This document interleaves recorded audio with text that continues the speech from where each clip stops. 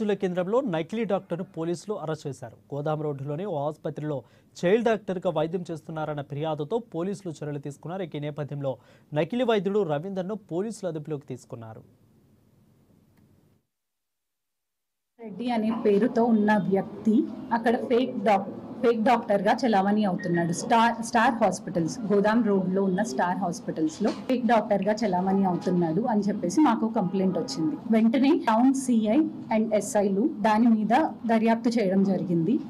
ఆ రవీందర్ అనే వ్యక్తి పరారీలో ఉన్నాడు. మా వాళ్ళు దర్యాప్తు చేసి అతన్ని పట్టుకున్నారు. సో దాని ప్రకారం దర్యాప్తులో తేలింది ఏంటంటే ఈ నిందితుడు ముల్కల రవీందర్ అనే అతను. సో ఇతను MBBS పాస్ అవ్వలేదు, కానీ ఆన్లైన్ లో ఇతని పేరుకి దగ్గరగా ఉన్న డాక్టర్ల సర్టిఫికెట్లు అవి చూసి ఒక డాక్టర్స్ ఎల్ రవీందర్ రెడ్డి అనే పేరు తన పేరుకి దగ్గరగా ఉంది అని చెప్పేసి ఆ సర్టిఫికెట్ క్రియేట్ చేసుకొని, ఫేక్ సర్టిఫికెట్ క్రియేట్ చేసుకొని and fake Aadhaar card create చేసుకొని గత 2 ఏళ్లుగా ఫేక్ డాక్టర్గా చలామణి అవుతున్నాడు.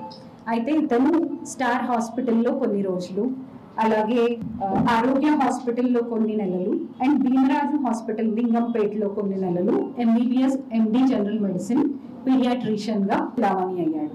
అండ్ రీసెంట్గా షణ్ముఖ హాస్పిటల్ నందు పీడియాట్రిషియన్గా జాయిన్ అవ్వడానికి 2 లక్షలు తీసుకున్నాడు.